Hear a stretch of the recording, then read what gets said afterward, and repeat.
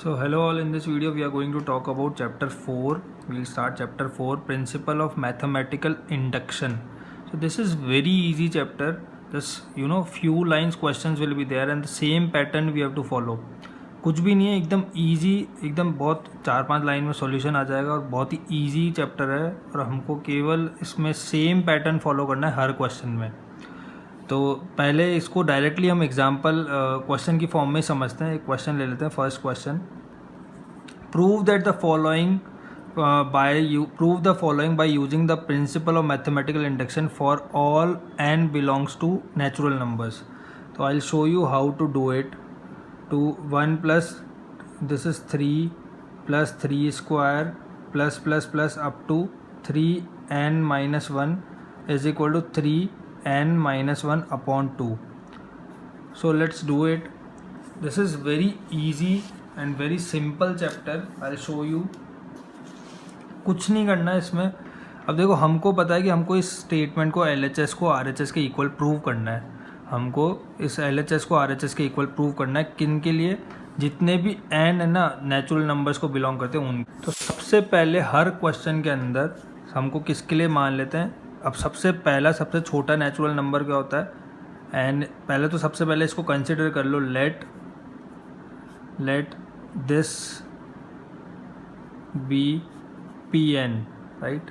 इसको हमने मान लिया Pn such that so Pn is equal to क्या है हमारे पास 1 plus 3 plus 3 square plus plus plus 3 raise to power n minus 1 is equal to 3 raised to the power n minus 1 upon 2 where n belongs to natural number. So सबसे पहले सबसे छोटा natural number. So let's check it for n is equal to 1. So if n is equal to 1, p1 will be equal to 1, right? This is 1. Next term we don't have to go, so we don't have to take.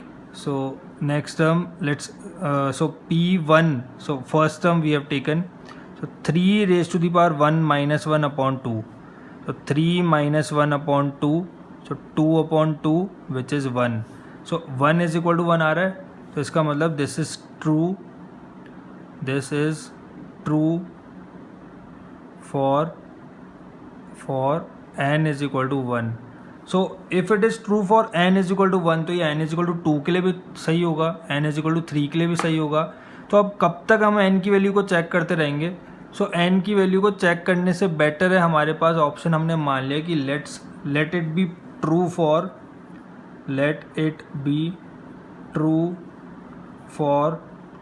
n is equal to k. अब 1 2 3 up to infinity तक थोड़ी ना check करते रहेंगे. तो हमने मान लिया let it be true for n is equal to k. So n की वैल्यू जब हम k रखते हैं, यहाँ पे लिख देते हैं k belongs to natural numbers. So जब n की वैल्यू k रखे तो हमारे पास क्या हुआ 1 plus 3 square plus plus plus 3 raise to power k minus 1. घबराने की ज़रूरत नहीं है, सेम स्टेप फॉलो करनी. पहले n की वैल्यू 1 रख के देखो, सही आ रहा है तो हम k के लिए मान लेते हैं कि let it be true for n is equal to k. तो और n की जगह पे जहाँ भी n है वहाँ पे k रख दो, right. So this let's take this equation as first. हम लोग इसको यूज़ करेंगे अभी कैसे. अब अगर ये n is equal to k के लिए सही है तो हम चेक करते हैं कि n is equal to k plus 1 में भी ये सही है या नहीं है. So let's check it for n is equal to k plus 1. अगर ये n is equal to k के लिए सही है तो n is equal to k plus 1 के लिए भी सही होगा. तो देखते हैं n is equal to k plus 1 के लिए सही है या नहीं है. सो p k प्लस 1 वो कितना होगा 1 plus 3 square plus plus plus plus 3k minus 1. ये तो k के लिए था. अब k प्लस 1 के लिए रखना है तो n की वैल्यू क्या रख दो k प्लस 1. सो k प्लस 1 माइनस 1. ये हमने n की वैल्यू रखी k प्लस 1. यहाँ पे जो n है उसकी जगह हमने क्या रखा है, यहाँ पे जो n है उसकी जगह रखा है k plus 1. Is equal to क्या होना चाहिए इज इक्वल टू आना चाहिए हमारे पास 3k plus 1 minus 1 upon 2k, है ना. ये इसके इक्वल आना चाहिए हमारे पास. तो अब देखते हैं इसके इक्वल आता है या नहीं आता. अभी इसको तो भूल जाओ, राइट हैंड साइड को. लेफ्ट हैंड साइड को हम क्या मान सकते हैं, देखो ये यहाँ से लेके यहाँ तक का इक्वेशन 1 से हम इसकी वैल्यू यहाँ से लेके यहाँ तक 3k-1 तक इसकी वैल्यू हम ये लिख सकते हैं कि 3k-1/2, क्योंकि 1 + 3 + 3 स्क्वायर अप टू 3k-1 की वैल्यू किसके इक्वल है 3k-1/2। तो इसकी जगह हम क्या लिख सकते हैं 3k-1/2 प्लस ये एज इट इज़ लिख देते हैं 3k+1 -1 कितना हो गया 3k, 1 से 1 कैंसिल हो गया। अब इसको चेक करते हैं, हमने पहले ले लिया एलसीएम, तो एलसीएम आया 2, तो ये कितना है 3k-1 प्लस 2.3k, यही तो आया 2.3k।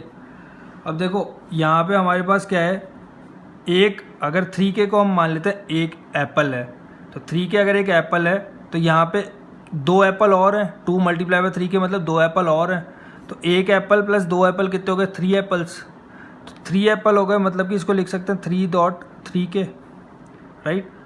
इसको x बोल दो तो x भी मान सकते हो, तो ये x प्लस 2x कितना हो गया 3x हो गया ना, -1/2।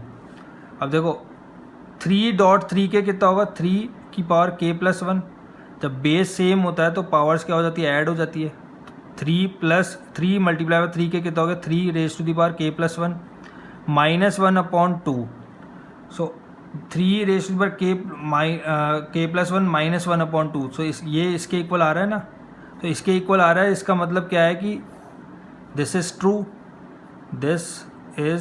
True for k+1 also, right. So if it is true, अब ये सही आ गया k+1 के लिए, हमने किसके लिए देखा था सबसे पहले 1 के लिए देखा था n की वैल्यू, फिर k के लिए हमने मान ली कि n की वैल्यू k के लिए सही होगा, तो अगर ये n की वैल्यू k के लिए सही है तो k+1 के लिए भी सही होना चाहिए, तो k+1 के लिए सही आ रहा है ना भाई, k+1 के लिए हमको यही तो चाहिए, तो ये आ रहा है हमारे पास n की वैल्यू अगर हम k+1 रखें तो यही तो आ रहा है, तो इसका मतलब ये सही है question. So hence from principle of mathematical induction, ये मेथड होता है मैथमेटिकल इंडक्शन का, mathematical induction this given statement is true, hence by principle of mathematical induction this given statement is true for this, you can write this given statement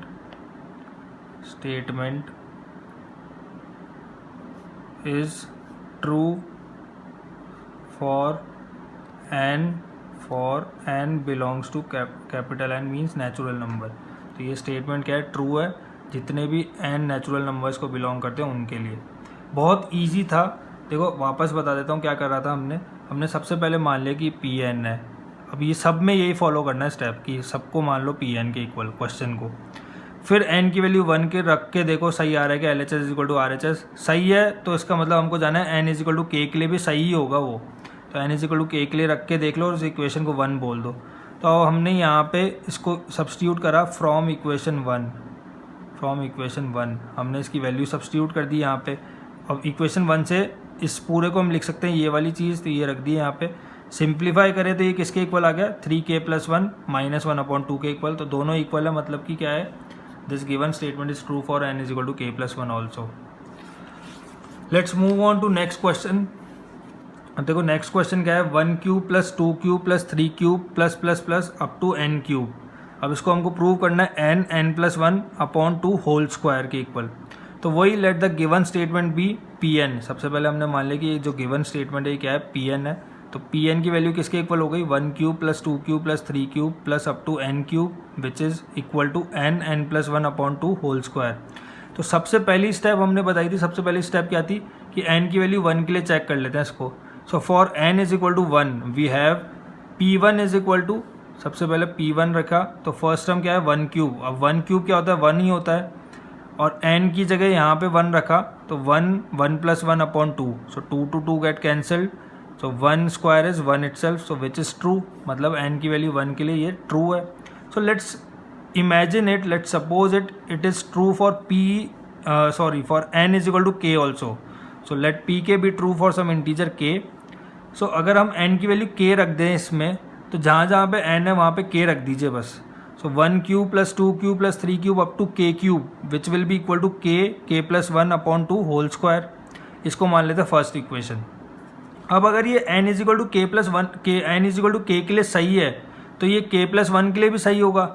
so let's check it for n is equal to K plus one. अब जहाँ पे n की जगह पे हमको क्या रखना है, k प्लस वन. पहले हमने n की जगह पे क्या रखा था, k. तो n की जगह के पे k प्लस वन रखने से जस्ट पहले वाली टर्म क्या होगी, n is equal to k वाली, तो वो हो गई n is equal to k. अब ये यहाँ तक की टर्म, अब देखो k plus one cube is equal to, अब देखो यहाँ तक की टर्म को हम क्या लिख सकते हैं, इस पूरी टर्म को ये वाली टर्म लिख सकते हैं ना, इसकी जगह इसको सब्सटीट्यूट कर सकते हैं क्योंकि इसकी वैल्यू किसके इक्वल है, इसके इक्वल. तो हमने इस पूरी टर्म की जगह लिख दिया ये वाली चीज़. इसको हम कह सकते हैं फ्रॉम इक्वेशन वन. ये हमने कहाँ से लिखा, फ्रॉम इक्वेशन वन. तो वन से इसकी वैल्यू रख दी ये. अब k प्लस वन क्यूब, अब इसको k plus one cube as it is. अब हमने क्या किया, k प्लस वन सेपरेट करें तो ये k स्क्वायर हो गया, k plus one whole square हो गया और 2 का स्क्वायर कितना हो गया 4 plus k plus one whole cube. अब दोनों में क्या कॉमन है, k plus one whole square common है. तो हमने पहले क्या किया, पहले हमने एलसीएम ले लिए. तो एलसीएम लेने पे 4 के साथ मल्टीप्लाई हो गया इधर, फिर k प्लस वन के होल स्क्वायर को कॉमन ले लिए क्योंकि यहाँ पे क्यूब है k प्लस वन का और यहाँ पे स्क्वायर है, तो k प्लस वन का होल स्क्वायर कॉमन आ गया. अंदर बचा k square plus 4 bracket k plus one upon 4. अब इसको सॉल्व करें तो ये हो गया k square plus 4k plus 4. अब देखो यहाँ पे ध्यान से देखो, ये तो पूरा एज इट इज है. ये किसका स्क्वायर है, ये है k plus one k plus two का whole square. k plus two का होल स्क्वायर क्या होता है, k square plus two square 4 plus 2k multiply by 2, तो वो कितना हो गया 4k. a प्लस बी का होल स्क्वायर है a square plus B square plus 2ab. तो इसको हम क्या लिख सकते हैं, k प्लस टू का होल स्क्वायर. तो यहाँ पे हमने इसको क्या लिख दिया, k प्लस टू का होल स्क्वायर. तो k प्लस टू का होल स्क्वायर है, ये k प्लस वन का होल स्क्वायर अपॉन 4 है. तो इनको अगर हम सेपरेट करें तो ये k plus one, k plus to को क्या लिख सकते हैं, 1 प्लस वन अपॉन 2 का होल स्क्वायर. तो अगर हम इस वाले टर्म को देखें तो ये कौन सी टर्म है, n की जगह पे क्या आया k प्लस वन. तो n plus one upon 2 whole square है. तो इसका मतलब क्या है, thus P K plus one is true whenever P K is true. जब जब पी के ट्रू होगा पी के प्लस वन भी ट्रू होगा. So hence by principle of mathematical induction statement P N is true for all natural numbers that is n. जितने भी natural numbers हैं उनके लिए ये ट्रू है. बहुत इजी, सेम स्टेप फॉलो किया हमने. So let's move on to next third question. Same तरीके से करेंगे, पहले n की वैल्यू 1 रखेंगे, फिर n की वैल्यू k रखेंगे और फिर n की वैल्यू k प्लस वन के लिए निकालेंगे सॉल्यूशन. तो ये स्टेटमेंट दिया हुआ है, क्वेश्चन दिया हुआ है. अब हमने क्या मान लिया, पहले इस गिवन स्टेटमेंट को pn मान लिए. तो let it be pn. So pn is equal to 1 plus one upon 1 plus two. ये पूरा क्वेश्चन n की जगह पे n ही रहने दिया अभी. फिर let's check it for n is equal to 1. तो n इज इक्वल टू 1 के लिए जब हमने इसको देखा तो p1 की वैल्यू कितनी आ गई, p1 is equal to 1. n की जगह पे 1 रखे इस वाली क्वेश्चन में, तो 2 मल्टीप्लाई 1 अपॉन 1 प्लस वन, 2 से 2 कैंसिल हो गया 1. तो LHS RHS के इक्वल आ रहा है, that means it is true. So let's check it for pk also. So let it be true for let it be true for n is equal to k. तो जब ये n is equal to k रखेंगे हम, तो question में जहाँ जहाँ भी n है वहाँ पे k रख दो और इसको बोल दो इक्वेशन फर्स्ट. तो ये आ गई हमारी इक्वेशन फर्स्ट. जहाँ जहाँ भी n था हमने k रख दिया और वो इक्वेशन फर्स्ट. अब अगर ये n is equal to k के लिए सही है तो ये n is equal to k plus one के लिए भी सही होगा. तो n is equal to k plus one के लिए चेक कर लेते हैं इसको. तो p k प्लस वन की वैल्यू कितनी होगी, जहाँ जहाँ भी पहले तो k तक की टर्म लिख दी है, फिर k प्लस वन के लिए एक अलग से टर्म लिख दी, 1 plus 2 plus 3 plus plus plus k अब प्लस k प्लस वन. अब इसको सॉल्व कर रहे हैं तो हमको पता है ये जो पूरी टर्म है यहाँ तक की, इसको हम क्या लिख सकते हैं, ये 2k upon k plus one, क्योंकि ये इसी की तो वैल्यू है. ये हमने पहले माना हुआ है ना, अज्यूम किया हुआ है. तो इस पूरी टर्म की जगह हमने क्या लिख दिया, 2k upon k plus one. यहाँ लिख देता हूँ फ्रॉम इक्वेशन वन. तो 2k upon k plus one plus 1 upon 1 plus 2 plus 3 plus plus plus plus k plus one. अब देखो जब भी ऐसी टर्म आ जाए ना, ये हमारे पास एक एग्जाम्पल नंबर 1 भी है, 1 plus 2 plus plus plus plus n तक, तो उसको हम क्या लिख सकते हैं, n bracket n plus one upon 2. इस पूरी टर्म का सम की वैल्यू क्या होगी, n प्लस वन अपॉन 2. तो ये देखो यहाँ पे भी यही बन रहा है, ये 1 plus 2 plus 3 up to k, तो प्लस k प्लस वन. तो इस पूरी सीरीज़ को हम क्या लिख सकते हैं, n प्लस वन अपॉन 2. तो यहाँ पे n की वैल्यू क्या है, k प्लस वन. तो रख दिए k प्लस वन n की वैल्यू, तो ये कितना हो गया k plus one plus one upon two. Simplify करें और एलसीएम लिए, सिंप्लीफाई करने पे हमने ये आया, फिर इसमें से कॉमन ले लिया हमने 1 upon k plus one, 2 upon k plus one common आ गया, फिर एलसीएम ले लिए। ये सब आप खुद कर सकते हैं एलसीएम लेने का काम।